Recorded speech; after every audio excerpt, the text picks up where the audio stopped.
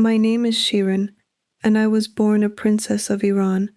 I was raised inside palace walls, wrapped in silk and certainty, devoted to Islam from the moment I could speak. I had a royal title, a powerful family name, and a faith I would have died defending. And on November 3rd, 2020, I nearly did, not defending it, abandoning it, because I had read a Bible. I was not born into a simple life. I want you to understand that from the very beginning, because it matters to the story. I did not grow up wondering where my next meal would come from, or whether the roof above my head would hold through the winter.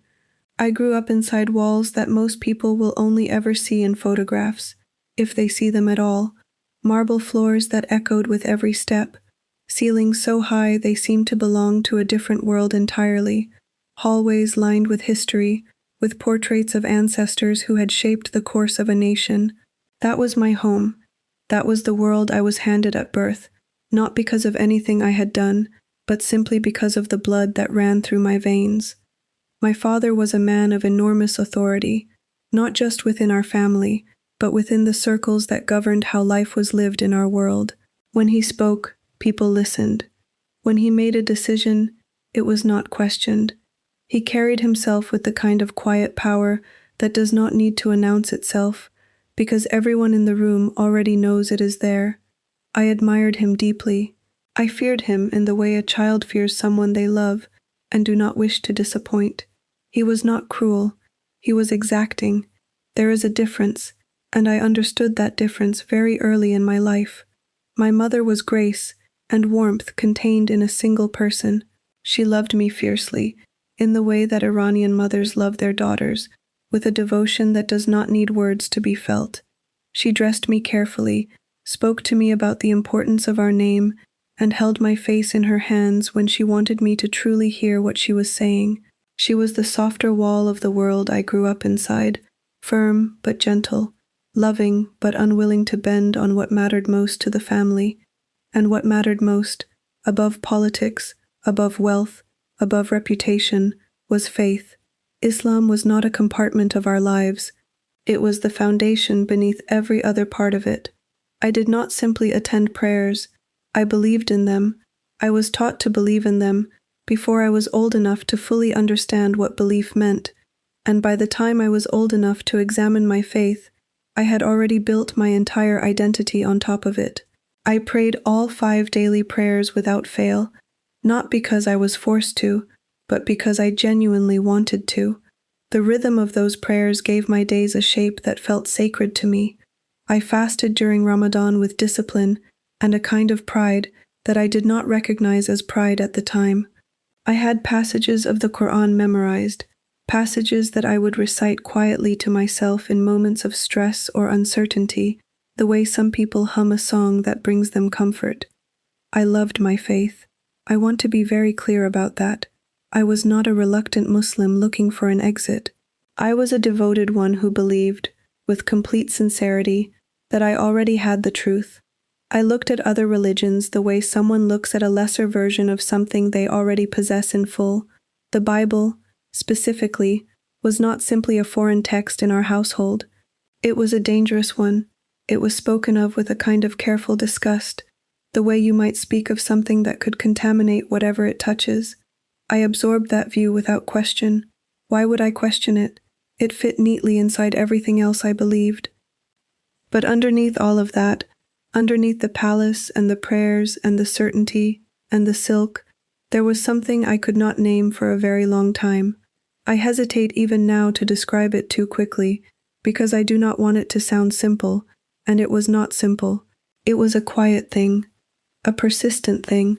It was the feeling of completing a prayer and rising from it unchanged, the feeling of reciting sacred words and noticing, somewhere deep and private, that I was not moved by them the way I believed I should be, the feeling of lying in my room at night, surrounded by every material comfort a person could imagine, and sensing an emptiness that none of it could touch. I did not tell anyone about that feeling, not my mother, not my closest companions, not the religious teachers who came to the palace. How could I? It would have been a confession of something I did not even fully understand, and in my world, certain confessions were not safe to make, so I kept it buried. I convinced myself it was a phase, a test of faith that every devoted believer passes through. I prayed harder, I fasted longer, I pressed the feeling down with more discipline, more structure, more certainty stacked on top of it. But it did not go away. Have you ever felt that? Have you ever been surrounded by everything that was supposed to make you whole, and still felt that quiet, persistent ache that none of it quite reaches? I am asking you sincerely, because I believe that ache is something that crosses every border, every religion, every royal title, and every ordinary life. I did not know it then, but that hollow place inside me was not a flaw, it was a door, and something, or rather someone, was standing just outside it, waiting with more patience than I deserved, for the moment I would finally stop trying to fill it myself. That moment was coming. I did not know it yet, but it was coming. It was an ordinary afternoon. That is the part that still strikes me when I think back on it, because I had always imagined that the moments that change your life would feel significant from the very beginning. I thought they would arrive with some kind of warning, some shift in the atmosphere that tells you to pay attention, that something is about to happen that you will never be able to undo. But it was not like that at all. It was a quiet afternoon in a part of the palace that I rarely visited, a small sitting room that connected to one of the older library spaces, dusty and largely forgotten by everyone who lived there. I had wandered in simply because I had nowhere else to be that hour. There was nothing unusual about the room. There was nothing unusual about me. I was just a young woman walking through a quiet space, running her hand along the spines of old books, thinking about nothing in particular. And then I saw it. It was small, smaller than I expected, though I realize now that I had no real expectation of what it would look like, because I had never held one before. It was tucked between two larger volumes, pressed so far back on the shelf that it was almost invisible.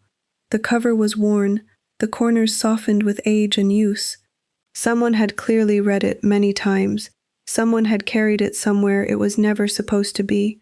To this day, I do not know who left it there. I have my thoughts, my quiet suspicions, but I will never know for certain.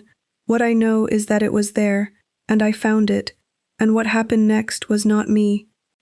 My first reaction was exactly what you would expect from a woman raised the way I was raised. My stomach tightened. A flash of something that sat between offense and alarm moved through me. I knew immediately what it was, not from any marking on the cover, but from the instinct that had been carefully built into me over a lifetime.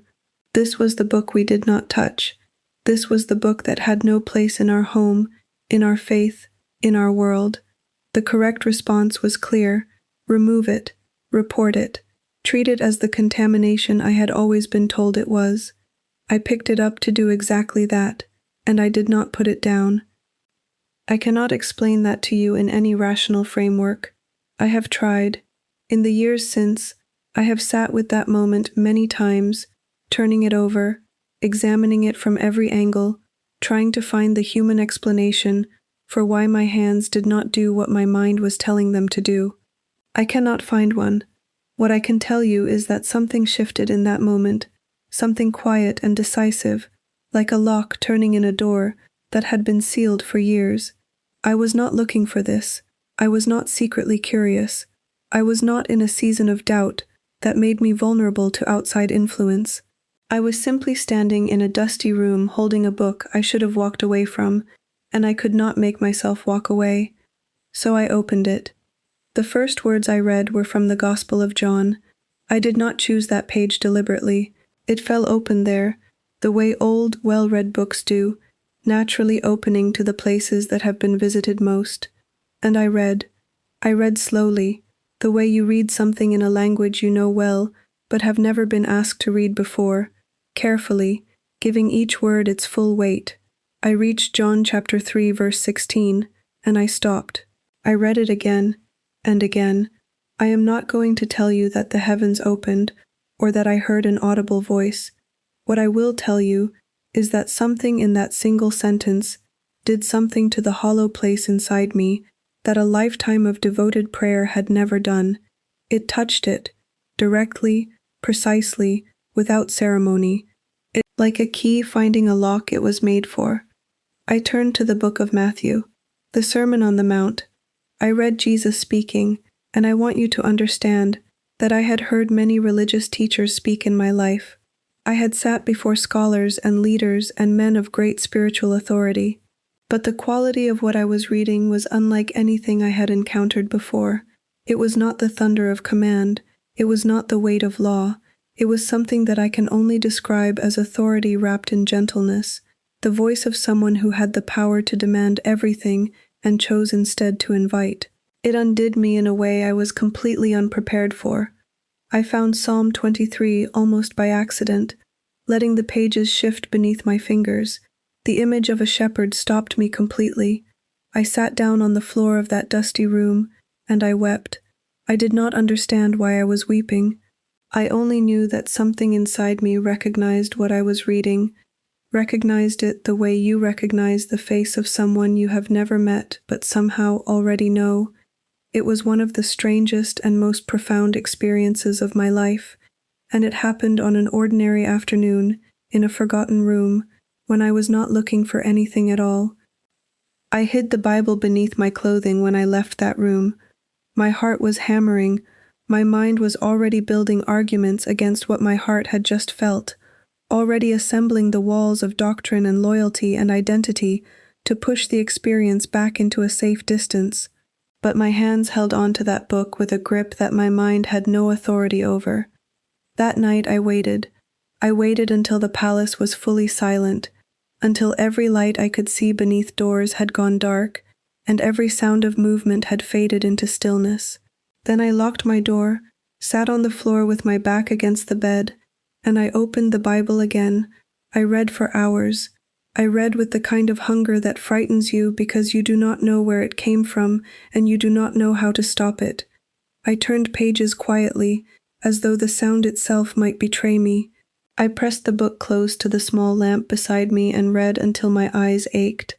I began doing this every night. The routine took shape quickly and completely. I would move through my days performing every obligation of my royal life without deviation. I was present, composed, and attentive in every room I was required to be in, and then the palace would go to sleep, and I would become someone else entirely, or perhaps, I began to understand slowly, I would become more myself than I had ever been during the daylight hours. I read through the Gospels.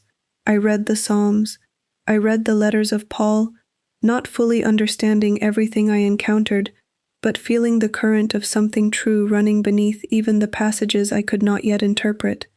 I was terrified. I want to be honest about that. There was genuine fear present in those night hours, not of the book, not anymore, but of what it was doing to me, of the questions it was opening that I had no framework to answer, of the distance growing between what I had always believed and what I was beginning to feel. I had been certain my whole life. Absolute certainty had been one of my most prized possessions, a mark of my faith and my character, and now that certainty was developing cracks, not from doubt, but from the pressure of something that felt more true than anything I had built my certainty upon. One night, very late, I closed the Bible and sat in the silence for a long time. The palace was completely still. There was nothing dramatic about the moment. I was tired and overwhelmed and quietly undone, and I did something that I had never done before in all my years of religious practice. I spoke out loud, into the dark, to someone I had been raised to believe was not who he claimed to be. I said, "Jesus, if you are real, show me."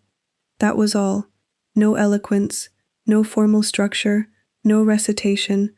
Just a young woman sitting on the floor of a palace bedroom, whispering into the dark to someone she was not sure was listening. He was listening. I cannot give you a dramatic description of what happened, because it was not dramatic in the way we tend to imagine these things. There was no light that filled the room. There was no voice that shook the walls. What there was a peace that moved into that room and into my chest with such quiet authority that it stopped every anxious thought mid-motion. It was warm, and it was steady, and it was entirely unlike anything I had ever manufactured through prayer, or discipline, or religious devotion. It did not feel earned, it felt given, freely, without condition, to a woman who had just whispered 4 words into the dark and barely believed they would reach anyone at all. I sat in that peace for a long time, and when I finally lay down to sleep, I did something I had not done in longer than I could remember. I slept without that hollow ache, just for one night, but it was enough to change everything. I want to tell you that after that night, everything became clear and simple. I want to tell you that the peace I felt was so overwhelming that all the fear dissolved, that my path forward revealed itself without confusion, and that I walked into my new faith with the kind of confidence that made everything else feel easy. I want to tell you that. But I made a decision at the beginning of this testimony to tell you the truth, and the truth is that what followed that night was one of the hardest seasons of my entire life. The peace was real. I am not walking that back for a single moment. What I felt in that room was genuine, and it was unlike anything I had experienced before. But peace does not eliminate war, and the war that began inside me in the days that followed that first prayer was fierce and relentless and deeply personal in a way that I could not share with a single person around me. I was fighting it entirely alone, in silence, behind a face that was trained from childhood to reveal nothing it did not intend to reveal. On the surface, nothing changed. I rose each morning and performed my prayers in the Islamic tradition, the same words, the same posture, the same rhythm that had structured my mornings since childhood. I sat at the family table, I fulfilled my obligations, I spoke when spoken to, and smiled when smiling was expected, and moved through the palace the way a princess is trained to move, with composure and deliberateness and the quiet authority of someone who belongs in a room. No one saw anything different in me. I made sure of that. But inside, I was being pulled in 2 directions with a force I had never encountered before, and both directions were pulling with everything they had. On one side was everything I had ever been, my identity, my family, my faith, my name, my history, my place in the world. On the other side was something I did not yet have a complete language for, something that had reached into the hollow place in my chest and touched it in a way that nothing else ever had, and I could not make those 2 things coexist peacefully. I tried harder than I have tried at almost anything in my life. I told myself that I was simply exploring, that a curious mind was not a faithless one, that reading the words of another religion was an intellectual exercise, not a spiritual surrender. I used every piece of reasoning available to me to create a version of events in which I was still fully who I had always been, merely more informed. I repeated this to myself during the day with enough conviction that I almost believed it. And then night would come, and I would open the Bible again, and within 10 minutes of reading I would know that what was happening to me was not intellectual at all. I began praying harder in the Islamic tradition, hoping that increased devotion would quiet the questions. I added prayers I was not required to add. I fasted on days outside of Ramadan. I recited the passages I had memorized with more intensity than I had ever given them before, pressing the words into my mind, as though sheer volume of repetition could push out what had taken root beside them. And every time I finished, I sat in the same quiet truth. The words were beautiful. They were familiar. They were mine in every cultural and historical sense, but they did not reach the place that had been reached. They never had. That realization did not come to me as a single dramatic moment of clarity. It arrived slowly, the way light enters a room, not through a window being thrown open, but through the slow retreat of darkness as morning comes. It crept in despite my resistance, and the more I tried to resist it, the more I understood that what I was actually resisting was not a foreign idea, but the answer to the question I had been asking in secret for years, without ever knowing I was asking it. I began to ask questions I had never permitted myself to ask before, not out loud, never out loud, but in the privacy of my own thoughts, in the space between sleep and waking, in the long minutes after prayer when the words had finished and the silence settled in. Who is Jesus, really? Not who had I been told he was, not the diminished, redefined version I had inherited from my tradition, but who did he claim to be, in his own words, in the words of those who walked with him, in the pages I was reading by lamplight in the middle of the night? Why did his name feel different when I said it quietly to myself? Not offensive, the way I had been taught it should feel, different, weighted, alive in a way I could not explain. Why, when I read his words, did I feel seen, not judged, not condemned, seen, the way you feel when someone who knows everything about you looks at you not with disappointment, but with a love so complete it makes you want to become better, simply because of how it regards you. I had never felt that in a religious experience before. I had felt obligation and structure and the satisfaction of discipline maintained, but I had never felt seen. I want to ask you something, and I want you to take it seriously. Have you ever been in a room full of people who knew your name and your face and your history and still felt fundamentally unknown? Have you ever performed every version of yourself that the people around you needed and gone home at the end of it feeling like not one of them had actually met you? That was my life inside the palace, perfectly known by the world's standards and completely unknown in the only way that actually mattered. And here was this book, written thousands of years before I was born, in a culture and a language completely foreign to my own, and it knew me, not in a general, could apply to anyone way, in a specific, this is written for you way that I could not rationalize away no matter how many times I tried. The inner war intensified the closer I moved to an honest answer, because I understood, without anyone having to explain it to me, what an honest answer would cost. I was not naive about my world. I knew exactly what the word apostasy meant in the context of my family and my faith tradition. I knew the weight of the law as it was applied in our circles.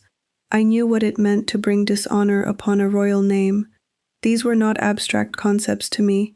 They were the architecture of my daily reality, and the thought of standing on the wrong side of them did not produce in me a comfortable, cinematic kind of courage.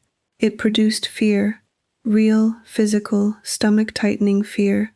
And yet, every time I tried to close the door on what I was discovering, something held it open, not forcefully, not with coercion or the pressure of a voice demanding I comply, gently, with a patience that had no bottom to it, as though the one on the other side of that door had all the time in the world and had already decided he was not leaving and was simply waiting for me to stop being afraid of what I would find if I stepped through.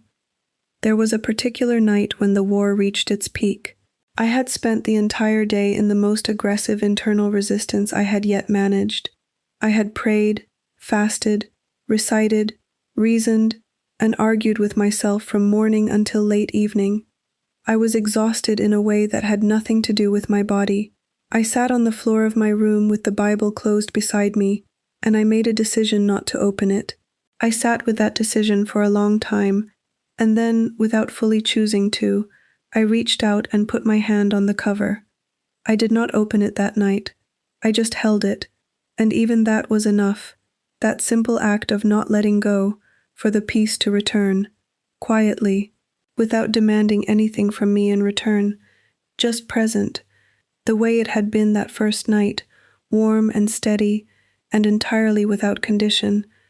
I understood something in that moment that I did not yet have the theological language to name, but that I felt with complete certainty.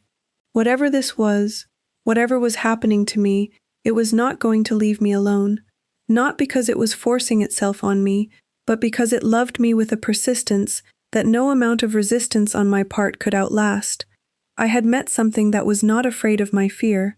I had met something that was not diminished by my doubt. I had met something that was prepared to wait for me with more patience than I had ever been shown by any person in my life. I did not know his name well yet. I was only beginning to learn who he truly was. But I knew, on that night, that I was already his, and that the only question remaining was whether I would be brave enough to say so out loud. I have thought many times about how to tell this part of the story. It is the part that costs me the most to revisit, not because I regret any of it, but because the emotions that live inside these events have never fully lost their sharpness. Time has softened many things in my life. It has not fully softened this, and so I will tell it the way I have learned to tell the hardest things, slowly, honestly, without rushing past the parts that hurt, in order to get to the parts that feel better. The atmosphere changed before anyone said a word to me. That is the thing about living inside a world as enclosed and observant as a royal household. Nothing truly moves without being noticed. Every shift in routine, every deviation from expected behavior, every new quality in a familiar face gets registered by someone, even if it is not immediately named or acted upon. I had been careful.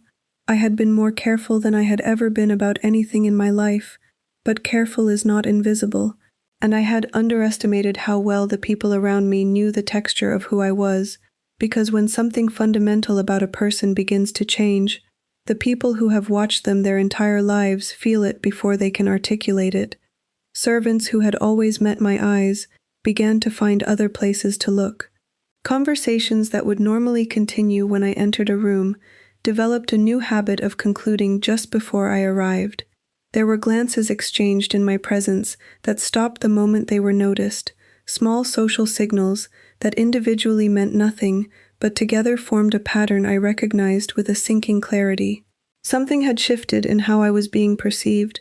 I did not know yet how much had been seen, or by whom, or what had been said to whom. I only knew that the ground beneath my carefully maintained composure was no longer as solid as it had been. I told myself I was being paranoid. I pressed down the anxiety and continued moving through my days with the same practiced composure. I had one conversation with myself that I remember very clearly, standing in front of the mirror in my room, looking at my own face and saying silently, "You are fine. Nothing has happened. Hold yourself together." And I believed it enough to keep going. But belief that is constructed out of desperation has a different quality than belief that is constructed out of truth, and somewhere beneath the surface of that desperate reassurance, I already knew that the days of the secret were numbered. The morning the door opened, and my father's representative entered the room to tell me I was expected in the formal receiving hall, I felt the knowing move from somewhere beneath my awareness into the full light of my consciousness. This was not a routine summons. The formality of it, the representative's careful avoidance of my eyes, the particular hour of the morning, all of it carried a weight that ordinary summons do not carry. I dressed with steady hands because I had been trained to have steady hands even when everything inside them wanted to shake. And I walked to that room the way I had walked into every difficult room my royal life had required of me, with my chin level and my face composed and my heart hammering against the inside of my chest. They were all there. My father sat at the center of the room in the way that he sat when he was not my father but the patriarch, when he had set aside the personal and assumed the formal. I had seen him sit that way before, but never in relation to me. My mother was beside him, and the sight of her face nearly undid everything I had constructed on the walk to that room. She had been weeping before I arrived. I could see it in the redness around her eyes, in the particular way she held her hands in her lap, pressed together, and still in the way of someone physically preventing themselves from reaching out. My siblings were positioned around the room with the careful neutrality of people who have been told to be present but not to interfere. And on the table, in the center of the space between my father and the chair that was clearly intended for me, was the Bible. My Bible, the small, worn Bible I had kept hidden with every precaution available to me, sitting on that table in the full light of that room, as though it had always belonged there, as though it had been waiting patiently for exactly this moment. I sat down. My father did not raise his voice.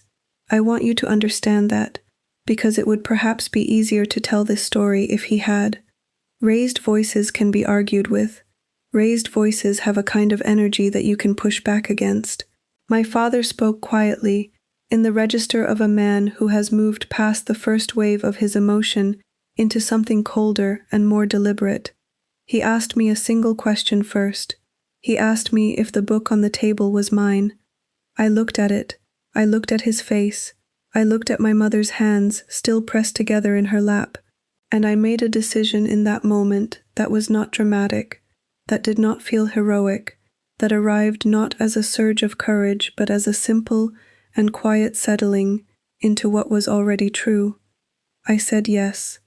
The room reacted as though I had said something far louder than the single syllable I had actually spoken. My mother's breath caught audibly.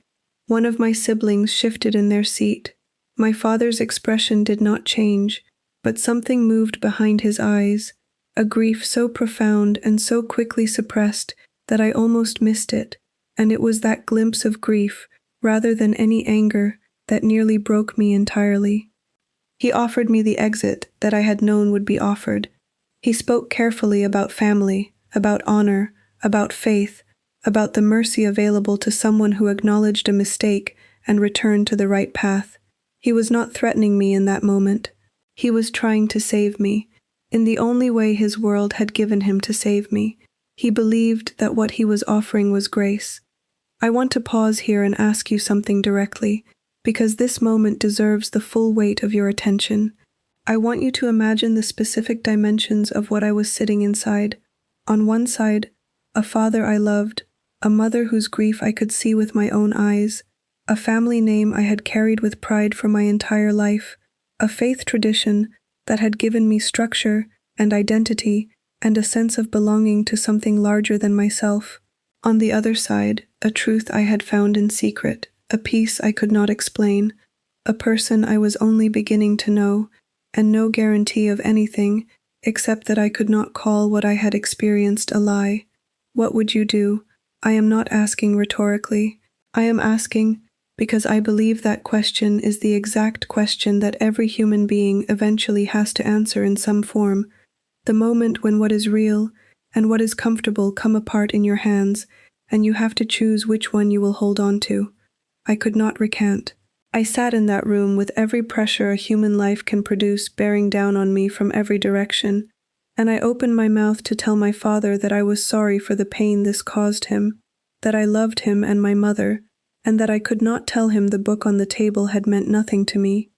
The silence that followed was the loudest thing I have ever heard. My father stood. He did not look at me again immediately. He turned and spoke to someone near the door in a voice too low for me to hear clearly. The conversation in the room had ended. The formal proceedings had begun. I sat in my chair and watched my mother finally unfold her hands, and I saw her reach toward me for just a moment before she stopped herself, and that single, unfinished gesture, that hand extended and then withdrawn, has stayed with me longer than almost any other image from that day. I was escorted back to my room, under a supervision that had not existed before. The door did not lock from the inside anymore.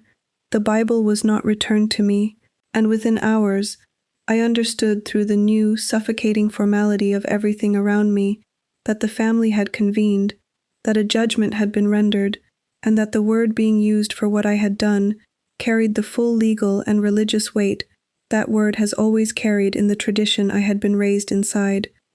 I was to be executed, not by strangers, not by a distant authority, by the structure of my own family, operating according to a law they believed in as sincerely as I had once believed in it alongside them. The date was set, November 3rd, 2020, and I was placed in a small, cold room with a guard outside the door and the full weight of that sentence pressing down on every wall around me. I want to tell you what I felt in that room. I felt the fear, yes. It would be dishonest to omit it. But beneath the fear, already present before I had even fully processed the reality of my situation, was something that should not have been there by any human logic, something warm and steady and undiminished by the four cold walls around me. I knelt on the stone floor, not because I was forced to, but because it was the only posture that felt true to what I wanted to say, and I spoke out loud into a room that had no one in it but me. I told Jesus that I did not have a theology degree. I told him I had not been to a church, or spoken to a pastor, or been baptized, or done any of the things I would later understand were part of following him. I told him I had only read his words, and felt his presence, and experienced one night of inexplicable peace, and that I was choosing to build my entire life on those things, even in a room where my life had an expiration date attached to it. I gave him everything I had, which at that moment was nothing except a willing heart and a stone floor to kneel on. And the peace came again, the same peace, undiminished, unhurried, unconditional, filling that small, cold room the way it had filled my palace bedroom on the first night I had whispered his name into the dark. I lay down on that floor, and I slept. On the night before the morning I was meant to die, I slept. And that, more than anything else I could tell you, is the miracle that began before the miracle that everyone can see from the outside, because no human being in that situation sleeps without help, and the help that came to me that night came from the only source that has ever been able to reach me in the places where I am most alone. I woke up on the floor of that room with the stone still cold beneath me, and the light coming in thin and pale through the single small window set high in the wall. For a moment, the way it sometimes happens in the first seconds of waking, I did not remember where I was or what the day held. There was just the light, and the quiet, and the faint warmth that had carried me through the night, and then remembrance came, not crashing in the way of nightmares, but settling in the way of something already known, already processed, already handed over to hands larger than my own. I sat up. I smoothed my clothing. I did the small, ordinary things that the body does regardless of circumstance, because the body continues its routines even when the mind and soul are standing at the edge of something enormous. And then I sat still and waited, because there was nothing else available to me, no plan, no advocate, no strategy, only the waiting, and the presence that had not left the room since I fell asleep on its floor. I want to tell you about what was happening outside that room while I was sleeping, because I only learned these things afterward, piece by piece, from accounts that reached me through different people over the months and years that followed. I could not have known any of it while it was occurring. I was in a sealed room with no access to information, no communication, no way of knowing that while I slept, things were moving in the world outside my four walls in ways that no human hand had set in motion. The senior official who had been assigned the primary role in carrying out the execution did not sleep that night. This is something he himself described to someone who later described it to me, and I have no reason to doubt it because of the specificity of what he reported. He had performed his duties for many years without the kind of disturbance he experienced on the night of November 2nd, moving into the early hours of November 3rd. He described lying in the dark and being unable to close his eyes without seeing a figure, not a threatening figure, not a figure that spoke to him in words he could report, simply a presence, radiant in a way that made looking directly at it impossible, standing between him and the image of the condemned woman he was meant to face in the morning. He rose before dawn and told the person closest to him that he could not do what he had been assigned to do. He could not articulate a reason that satisfied anyone around him, including himself. He only knew that he could not do it. This created an immediate problem within the chain of authority overseeing the proceedings. When the person designated to carry out a sentence withdraws at the final hour without a sanctioned reason, the machinery of process slows, questions must be asked, replacements must be found, authorizations must be reconfirmed at levels above those originally required.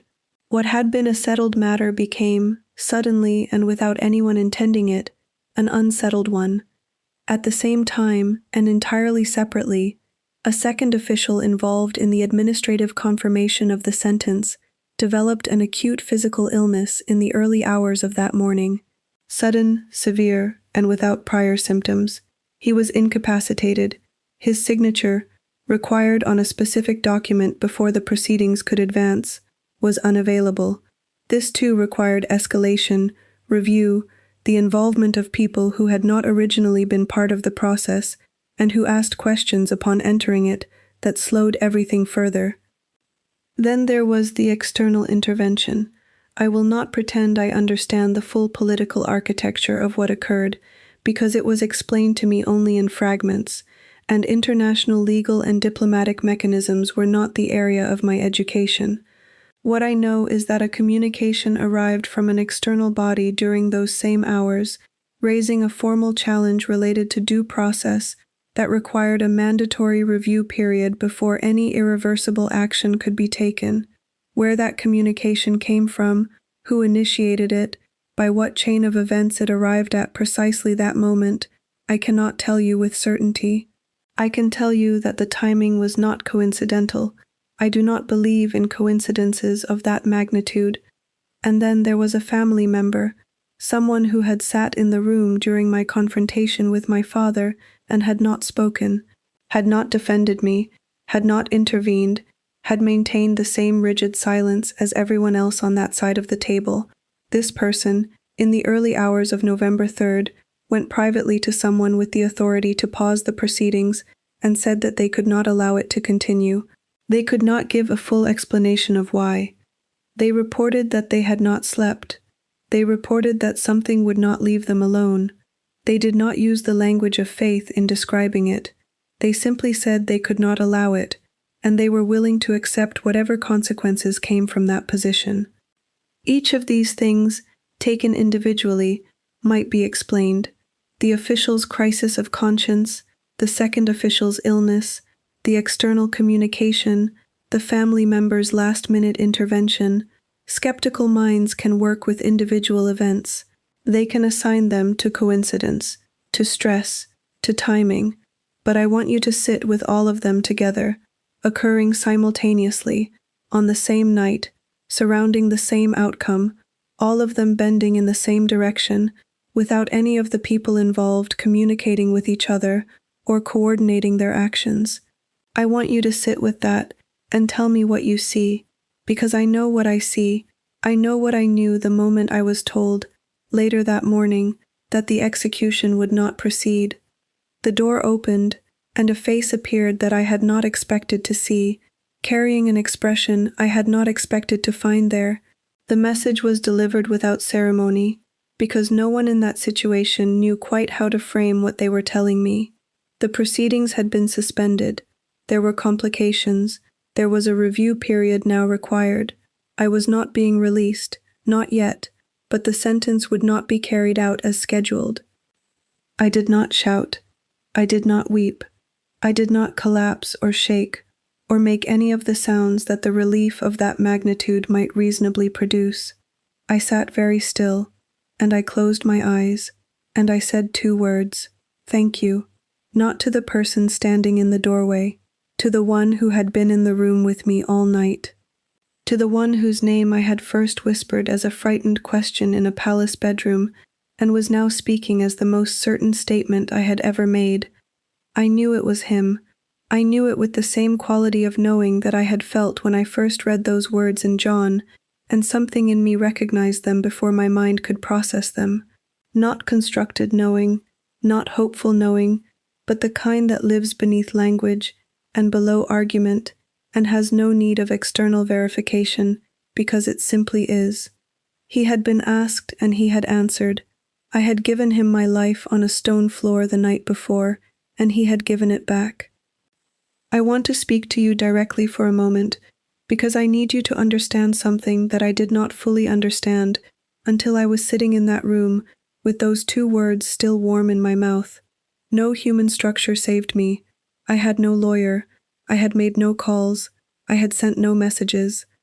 There was no political figure who owed my family a favor. No international organization that had been tracking my case for months. No strategically placed ally who had been working behind the scenes on my behalf. I had nothing. I had gone into that room with nothing, except a prayer offered on a cold floor to a person I had only recently begun to know. And that was enough. That was more than enough. The process of my formal release, and the circumstances surrounding my exile from Iran did not unfold quickly. There were weeks of uncertainty, of partial information, of not knowing exactly what my future held, or what conditions would govern my freedom. I remained under supervision during that period. I was not permitted to move freely, but the sentence had been suspended, and with each passing day it became clearer that it would not be reinstated. Forces had moved, things had shifted in ways that no one could fully reverse, and I sat inside that uncertainty with a steadiness that was not mine by nature, that was not produced by my own character or resilience, but was being supplied to me from outside myself in a continuous, quiet, reliable stream. There were moments in those weeks when the fear tried to return. I will not pretend otherwise. There were nights when the walls of that room felt closer than they had during the worst of it, when the uncertainty of my future pressed in, and the absence of my family felt like a physical weight on my chest. And in every one of those moments, the peace returned before the fear could fully establish itself, not eliminating the difficulty, not removing the reality of my situation, but present within it, steady inside it, undiminished by it. The way a fire stays lit, not because the wind stops blowing, but because it is fed from a source the wind cannot reach. I thought about my mother during those weeks, more than I thought about anything else. I thought about her hands pressed together in her lap. I thought about the gesture she had almost made toward me before she stopped herself. I thought about the fact that she was somewhere in that palace, unreachable to me, carrying whatever version of grief had been handed to her by everything that had happened. And I prayed for her in the only way I now knew how to pray, directly, personally, as a daughter speaking to a father, asking him to reach her the way he had reached me, through whatever small, dusty, ordinary corner of her life he needed to use. I prayed for my father too, even then, even in that room, even with the weight of his decision still pressing on everything around me, because whatever else I was learning about Jesus in those days, I was learning that his love does not make exceptions for the people who have hurt you. It asks you to extend toward them the same mercy that has been extended toward you. I was not yet capable of doing that fully, but I was willing to begin, and I have learned since then that willingness is exactly where he starts. The day I left Iran, I carried almost nothing, a small bag, a few items of clothing chosen quickly and without sentiment in the brief window of time I was given to gather what I could. No jewelry, though I had owned enough of it to fill a room. No photographs, though I had a lifetime of them. No object that announced who I had been or what I had come from. I walked out of the world I had been born into with less than most people take on an overnight journey, and I did not look back at the building as I left it, not because I felt nothing, but because I knew that if I turned around and looked, I might not be able to keep walking forward. The journey out of Iran was not smooth or cinematic. It was frightening in stretches, uncertain in others, and deeply disorienting in ways I had not fully anticipated. I had never navigated the world without the infrastructure of my royal life supporting me. I had never had to think about where I would sleep, or how I would eat, or who I could trust in a room full of strangers. Every resource I had always taken for granted was gone, and what replaced it was a dependence on God so complete and so undecorated that it stripped away every remaining illusion I had about my own self-sufficiency. There were moments on that journey when I sat in unfamiliar places and talked to Jesus the way I talked to no other person in my life at that point, because he was the only consistent presence available to me. I told him when I was afraid. I told him when I was exhausted. I told him when the grief of what I had left behind sat so heavily on my chest that breathing felt like an effort. And in each of those moments, something shifted, not always dramatically, not always with the warm flood of peace I had felt on that first night. Sometimes it was simply a next step becoming visible when the one after it was still dark. Sometimes it was a stranger showing unexpected kindness at precisely the moment I needed it most. Sometimes it was just the ability to take one more breath and keep moving when stopping felt easier. I want to be honest with you about the grief of that season, because I think Christian testimonies sometimes skip over it in a way that does injustice to people who are in the middle of their own difficult chapters and wondering why their faith has not made everything feel better yet. Following Jesus cost me everything I had been born into: my title, my home, my country, my family, the mother whose face I missed every single day, the father whose love I had built my sense of safety upon, even knowing what his decision had cost me, the siblings I had grown up alongside, the language of my daily life, the smells of the places I had known, the particular quality of light in the city where I had spent my entire existence up until that point. All of it was gone, and the grief of that loss was real, and it was deep, and it did not resolve itself quickly simply because I had made the right choice. I grieved. I want you to hear that clearly. I grieved as a full and complete human being who had lost an enormous amount. And Jesus did not tell me to stop grieving. He did not present me with a theological argument for why my grief was unnecessary. He sat in it with me. He was present in every dark evening and every disoriented morning, not removing the pain, but refusing to leave me alone inside it. And slowly, the way that healing always works when it is real, things began to shift. Not all at once, not on a schedule I could have predicted, but steadily, with the same quiet persistence that had characterized everything he had done in my life from the very beginning. I found a church. I will not describe the specific details of where or how, because some of those details involve people whose safety I must protect even now. What I will tell you is that walking through the doors of that church for the first time was one of the most overwhelming experiences of my life.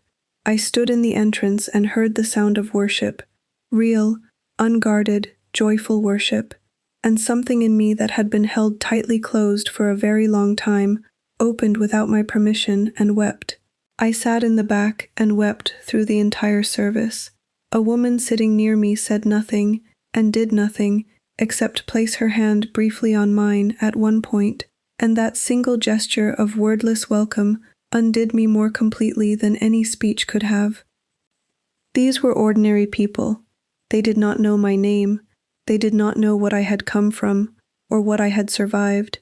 They had no reason to treat me as anything other than a stranger who had wandered in off the street, and they treated me like family. Not the performance of family that I had grown up inside, the careful, obligation-shaped love that comes with conditions attached to a bloodline, but the immediate, uncomplicated, I am glad you are here love that I had only ever encountered before in the pages of a worn Bible on a forgotten shelf. I began to study in a way I had not been able to do in secret, openly, hungrily, with a pastor who answered my questions without impatience and never once made me feel that my background made me a problem to be managed rather than a person to be known. I read the entire Bible from the first page to the last. I asked questions that might have seemed basic to someone raised in the faith from childhood and were received with the same seriousness as any other question. I began to understand the full architecture of what I had encountered in fragments, began to see how every piece connected, how the story that began in Genesis moved with intention toward the person I had whispered to in the dark in a palace bedroom in Iran. The day of my baptism arrived on a morning that was ordinary in every external detail and the most extraordinary of my life in every internal one. I stood at the edge of the water and thought about the last time I had been on my knees in a significant way, on a stone floor in a cold room, on the night before I was meant to die, giving Jesus a life that had an expiration date on it. And here I was, on my feet, about to step into water that would mark the beginning of a life with no expiration date, a life hidden in someone who had already defeated the only ending that matters. I went under the water. I came up out of it. And the person who surfaced was not a princess of Iran. She was a daughter of the King of Kings, and the difference between those two titles is not one of degree, but of kind. One was given to me by the accident of birth into a human bloodline. The other was given to me by the deliberate, costly, irreversible choice of a God who saw me in a dusty room on an ordinary afternoon and decided that no distance was too far and no wall was too high and no sentence was too final for him to reach me. I want to tell you who I am now, not in comparison to who I was, but in the simple, present tense reality of what my life has become. I am someone who prays, genuinely, not out of duty, but out of the pleasure of conversation with a Father who knows my name and is glad to hear my voice. I am someone who reads Scripture not in secret and not in fear, but with the same hunger I felt on those first trembling nights, a hunger that has not diminished with familiarity, but has grown with it.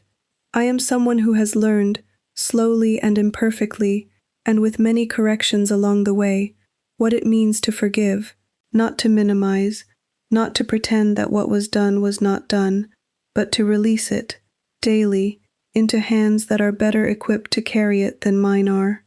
Forgiving my family has been the longest and most demanding work of my Christian life. I will not dress it up as something it is not. There are dimensions of it I am still working through. There are mornings when I wake up and the grief and the wound are closer to the surface than they were the day before, and the choice to forgive has to be made again from the beginning, as though it had not already been made 100 times before. But I make it, every time, not because I am exceptionally strong or exceptionally holy, but because I have been forgiven something by Jesus that makes everything I am being asked to forgive look manageable by comparison, and because I pray for my family still, every day, asking the same God who reached into my palace and found me in a forgotten room to reach into wherever they are and find them too. I want to speak to you now, directly, as someone who has stood where you may be standing, or somewhere in the vicinity of it. If you are listening to this and you come from a background of another faith, I am not speaking to you with contempt or with the superiority I once carried in my own religious certainty. I know what sincere devotion feels like. I know what it is to love a faith with your whole heart and to build your identity upon it. I am speaking to you as someone who has been where you are and has found something on the other side of it that I could not have imagined from inside it. I am asking you, with genuine love and without pressure, to ask the question I asked alone in the dark. Jesus, if you are real, show me. That is all, just that. And then be still and be honest about what happens next. If you are listening to this and you are comfortable, settled, unthreatened, living a life in which the question of who Jesus is feels academic rather than urgent, I want to ask you something. Is there a hollow place? Not a dramatic, obvious absence, but a quiet one, the kind that visits you in the in-between moments, in the pause after the noise stops, in the middle of the night, when nothing is wrong and yet something does not feel fully right. That place is not an accident. That place is an address, and someone has been trying to reach you there for longer than you know. If you are listening to this and you are suffering, if you are in a room right now, literal or figurative, that feels sealed and cold and beyond the reach of anything good, I want to tell you with the full authority of my own experience that no room is beyond his reach. I was in a room with an execution date. He was already in it when I arrived. He will be in yours too, if you let him in. Not removing the walls necessarily, not immediately, not always in the way you expect or want, but present within them in a way that changes everything about what it means to be inside them. His name is Jesus. He is not a historical figure who said kind things and died. He is alive. He is the same yesterday, today, and forever, and the same person who stood between me and death on the night of November 2nd, 2020, is standing in whatever room you are reading or hearing this in right now. He is not waiting for you to be good enough or prepared enough or religious enough. He is waiting for what he waited for from me, a willing heart, a moment of honesty, a whispered question in the dark. They took my title, they took my home, they took my country and my family name, and every material thing I had been born holding, and I am standing here telling you that I have not lost a single thing that matters, because what Jesus gave me when he answered a frightened princess whispering his name into the dark is something that no court can sentence, no family can revoke, no border can stop, and no grave can hold. It is life, real life, the kind that has already survived death once and is not afraid of it again. That is my testimony, and it belongs to him.